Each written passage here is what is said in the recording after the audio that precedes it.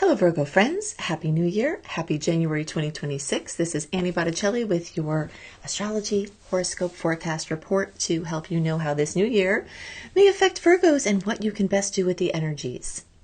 I want to help prepare you for the astrological weather so you can make the most of the opportunities and get around any of the rough spots with most ease and grace.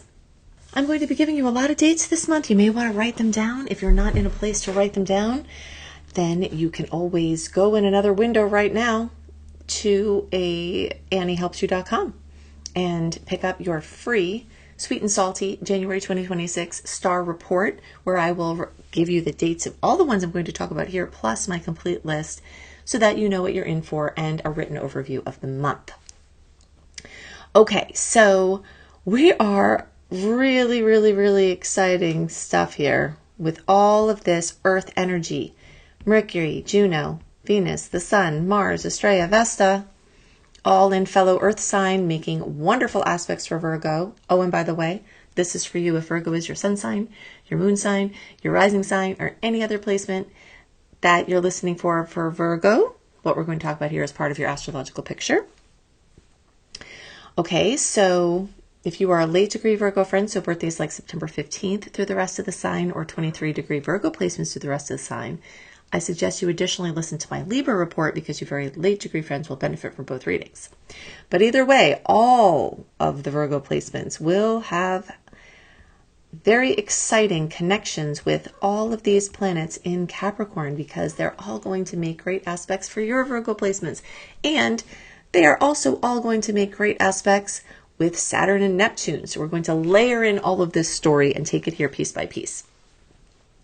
January will feel like a new year. Sometimes it doesn't. When we launch into a new year in the midst of a personal planet retrograde, sometimes we feel like we're going more backwards than forwards, but that's not this year.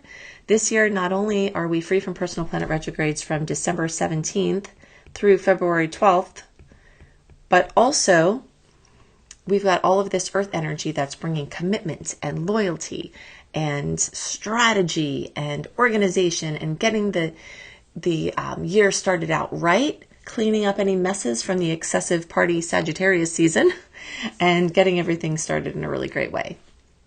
With Mercury here, okay, so let's talk about the layers. So talk about the energy of Capricorn as it relates to the house of Leo. The fifth house is ruled by Leo, and Capricorn goes into the Leo house for Virgo.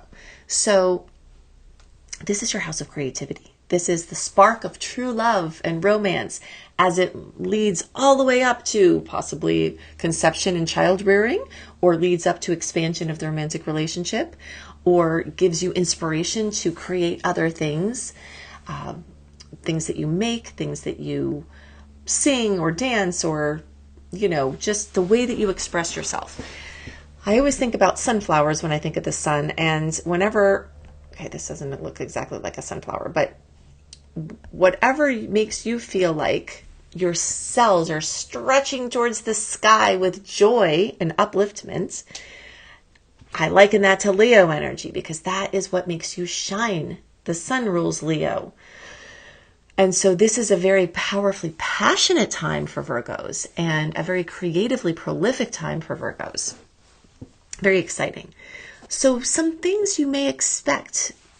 Serious creative planning and strategy. You may be planning your big launches of your creative projects or your next steps in your romantic relationship, engagements, moving in together, weddings.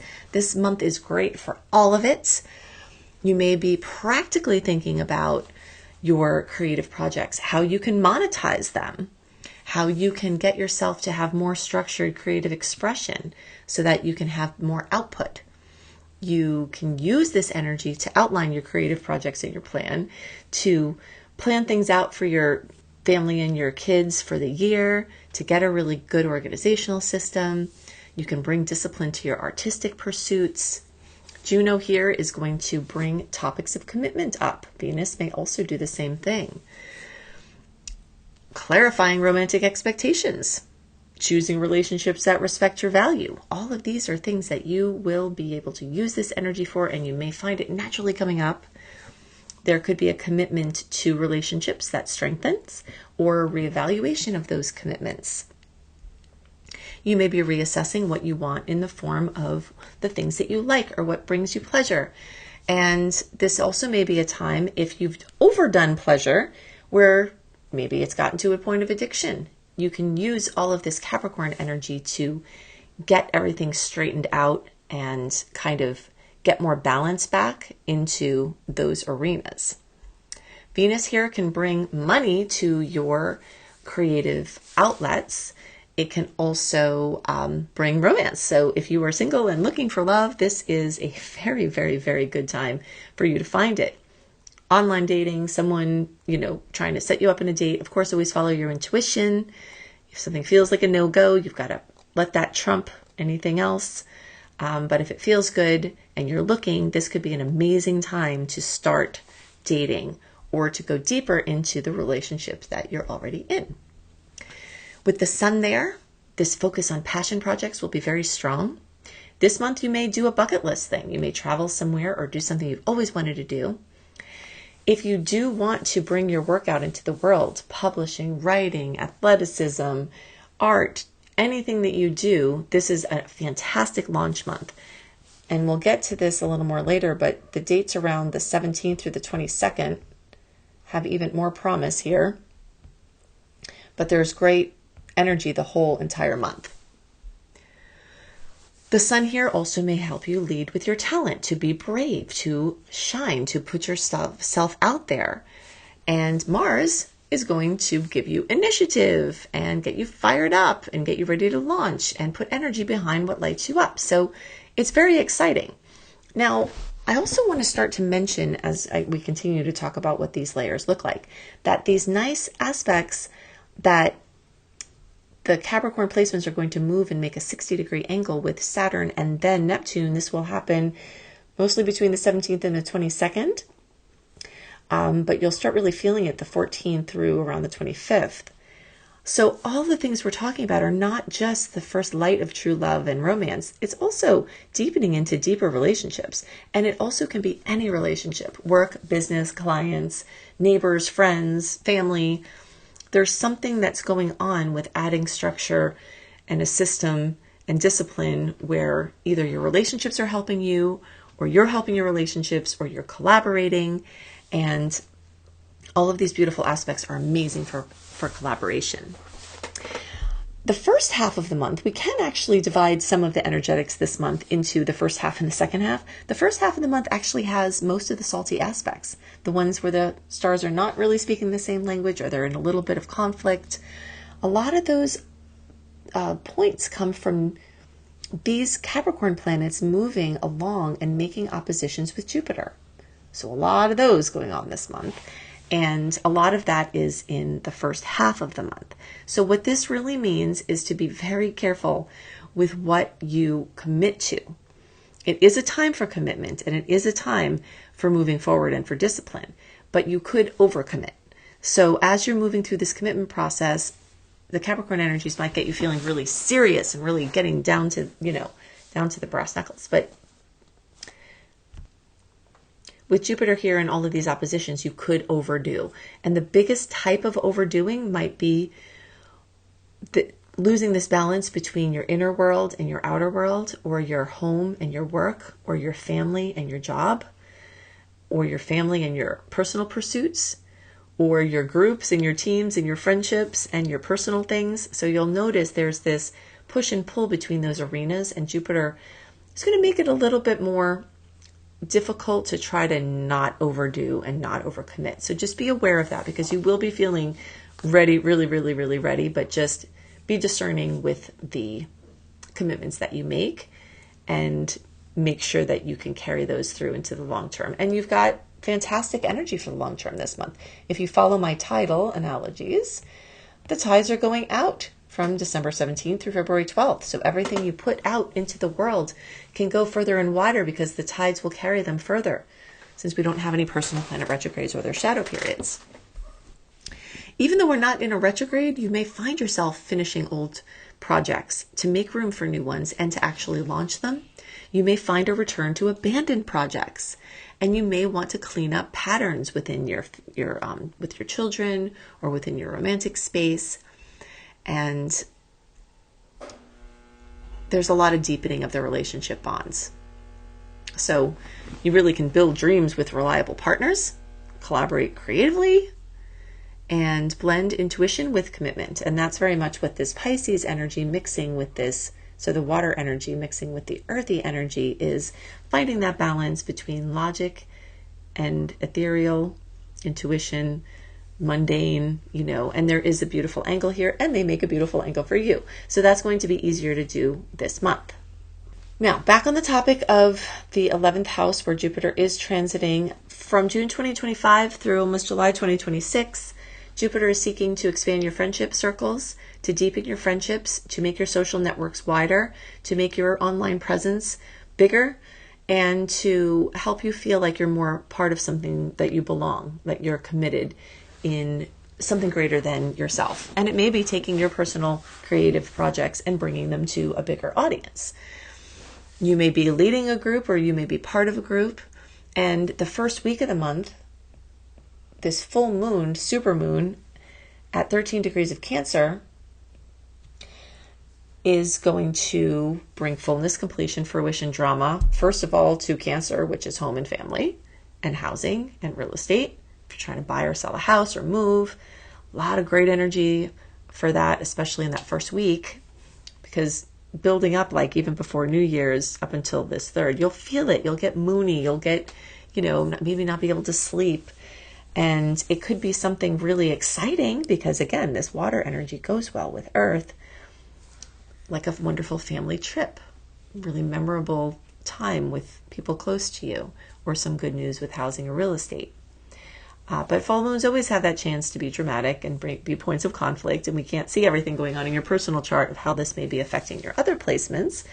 So just kind of look out for that. Something coming from the darkness out, something healing, something that was festering, being expressed, and all of that can happen within that home, family, housing. But specifically for Virgo, there is also this layer with the moon at 13 degrees in this 11th house, where Jupiter also is, with these friendships, with this group dynamic. If you've been having something brewing within your groups, maybe you're working on a group project or a community project, maybe it will be launched. And as I said, this whole month is full of great launch dates.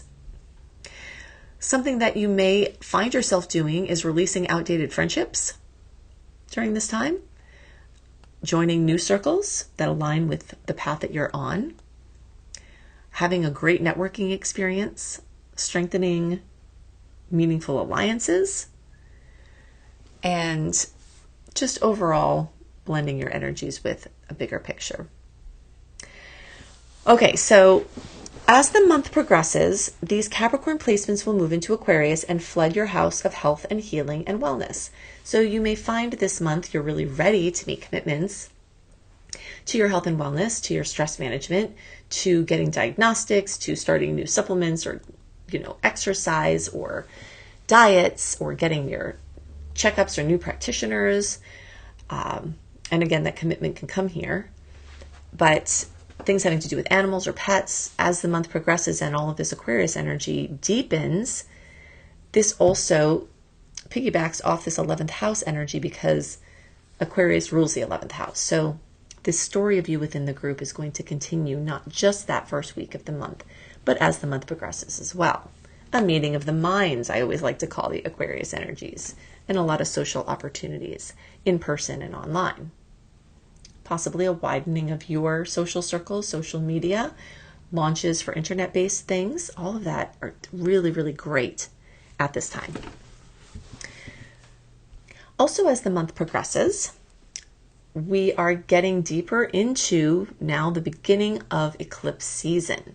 We've got two polarities of eclipses, a new polarity beginning this cycle that will go until 2028, and we have a continuation of the Pisces Virgo, which you are being targeted with here since early 2020, or the second half of 2024. Every 6 months, you've been having me versus we, your individualism and self-sufficiency versus your place in relationship, and your inner world and your outer world, and intuition and logic, and all of these things have been really going through a major trajectory shift. Virgo is in a massive time of expansion and up-leveling with these eclipses, and you are going to start to feel those coming back out in the next chapters and information about what's happening next coming along.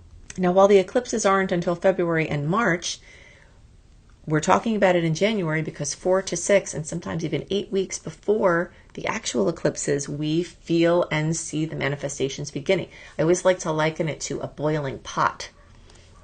When eclipse season starts, it's just kind of at a very low rumble that's sort of been in the backdrop, like something simmering in between the heavy eclipse times.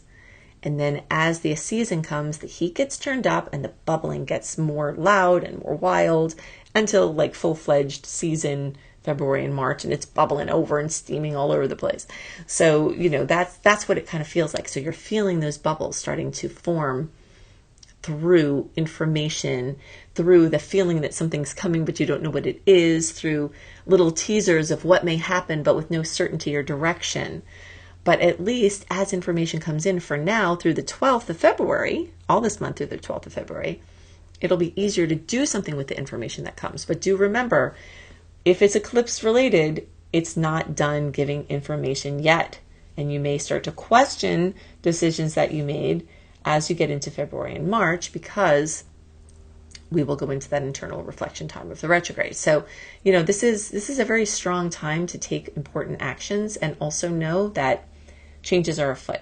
So February 17th, we've got a solar eclipse at 28 degrees of Aquarius.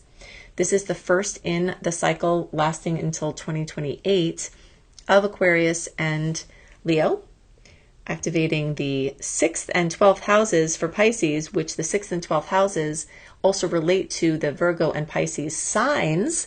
So you're more or less going to have a double duty of Pisces Virgo energy, mental health and wellness, and your inner world and physical wellness, your material experience and your ethereal experience. So you're double timing with these polarities, and massive balance can be achieved by dwelling in both worlds and strengthening your corpus callosum to dive into the right side of your brain and the left side of your brain for your analytical and creative thinking to be supercharged.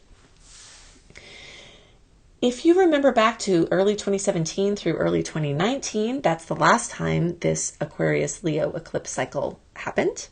And going back further, early 2008 through the end of 2009, we also had this eclipse cycle go on. So you can think back to some themes along the lines of what I've mentioned here that may have happened then, and you're going to different layers of that now. If something bad happened in those times, it doesn't necessarily mean something bad will happen again, because there were different stars then than there are now. This is one element that will be the same and can be cyclical in a way that the storylines may come up, but it doesn't necessarily mean there will be repeats. Okay, so overall, super productive, super fiery, passionate, very exciting, the rumbles of very, very big change, big decisions being made, lots of forward movement, time to be the spider and make your webs all over the place so that when that retrograde sets in February 12th, you've got lots of good webs earning for you, working for you, and you can hang out and see what comes to your web from all the active work you're going to do now. If you want more dates or want in writing the sweet and salty dates I discussed and more, get your free star report for January 2026 at anniehelpsyou.com. If you want to see what's up in 2026 and beyond for you, with my personal take on it, with my video reports for the outer planet transits through your chart, go to anniebclarity.com. Annie, the letter B, clarity.com. And if you want to learn astrology, either for your own self-support or your family and friends, or if you want to earn money as a professional astrologer, I can help you to do all of those things with my very comprehensive course, astrology certification course at beastropro.com. beastropro.com. I hope you have a wonderful start to your new year, a wonderful month, and I'll see you next month. Bye.